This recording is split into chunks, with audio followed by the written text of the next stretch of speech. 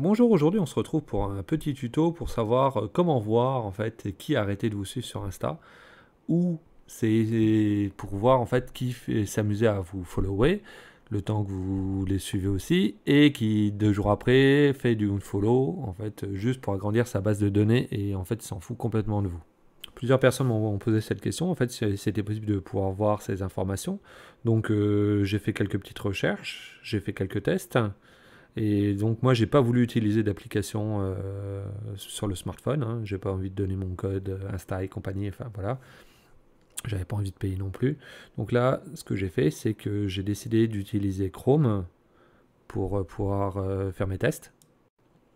J'ai aussi utilisé un autre logiciel qui s'appelle Excel, hein, donc je pense que vous connaissez. Vous pouvez utiliser LibreOffice hein, si vous voulez.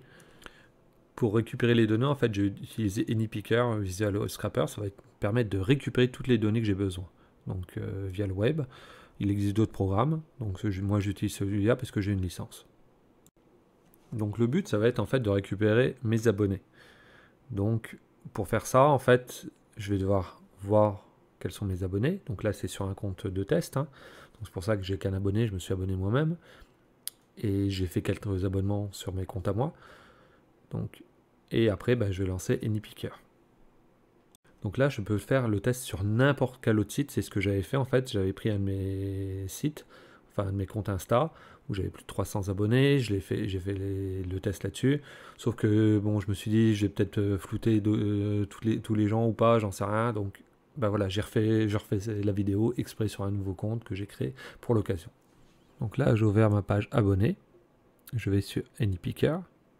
Je clique dessus. J'ai une fenêtre qui s'ouvre à gauche. Donc le but maintenant, c'est d'extraire en fait les données. Donc je l'ai lancé, je clique sur la dernière donnée, donc là j'en ai qu'un, hein, et j'ai en fait la liste des personnes. Donc il n'y en a qu'une personne, c'est moi, et je vais exporter. Donc ça va être exporté en CSV. Si j'avais eu plein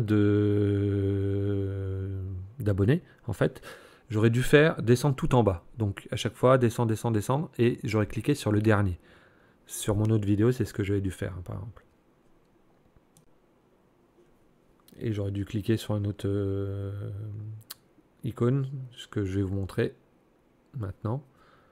Parce que dès qu'il y a plusieurs données, en fait, il faut faire autrement. Donc là, on imagine que j'en ai eu plein des abonnements. Donc j'aurais dû scroller, scroller, scroller, cliquer sur le dernier d'abord.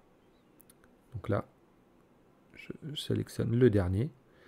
Et je vais sélectionner multiple. Voilà. Et là, en fait, tout en bas à gauche, vous voyez toutes les données.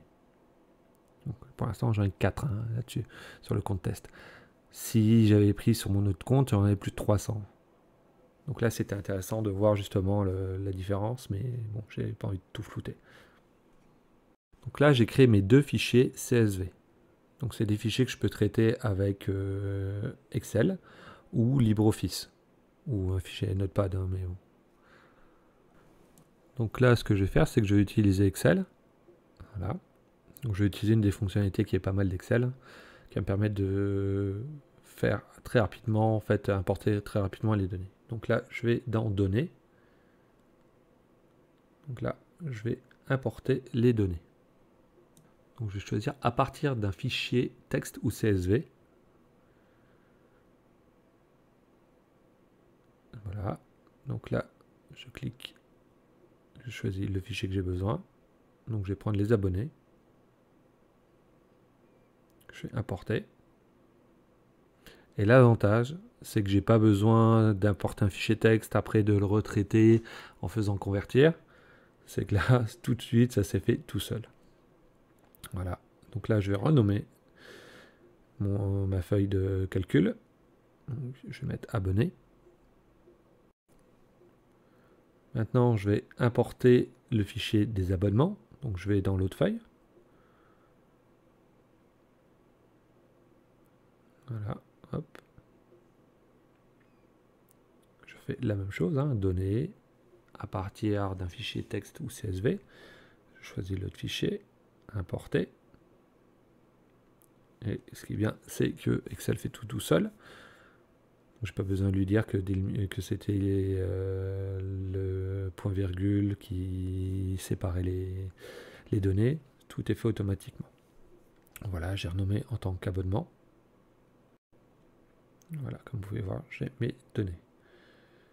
Donc là, je rajoute dans abonnement une nouvelle colonne.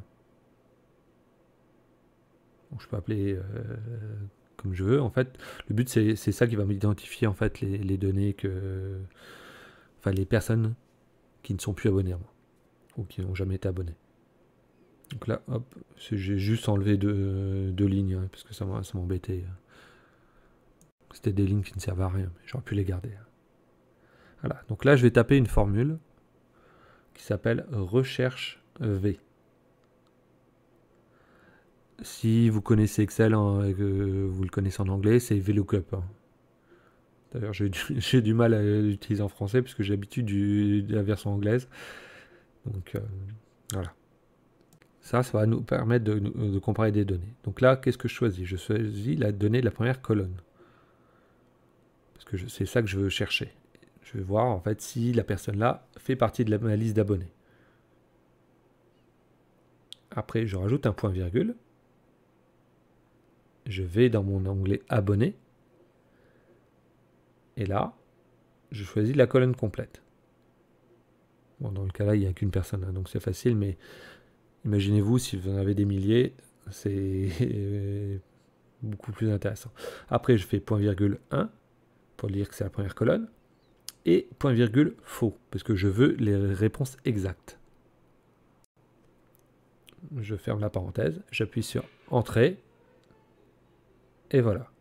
Et là, qu'est-ce qu'on voit apparaître? NA, NA, NA, et le pseudo d'un des comptes.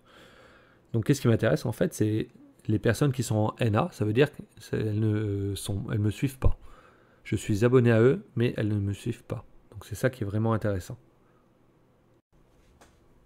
Donc, je fais un filtre, je récupère juste les NA, je fais OK.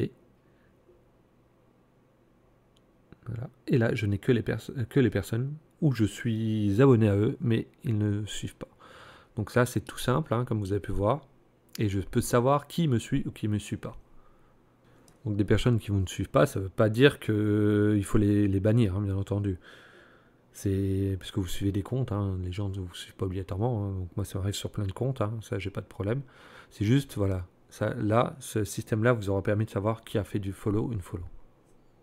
Après, vous pouvez mettre des règles hein, pour dire bah, telle personne, je sais que je me suis abonné normalement. Donc après, vous sauvegardez vos fichiers hein, en format Excel. Donc vous pouvez faire un tableau avec certaines règles.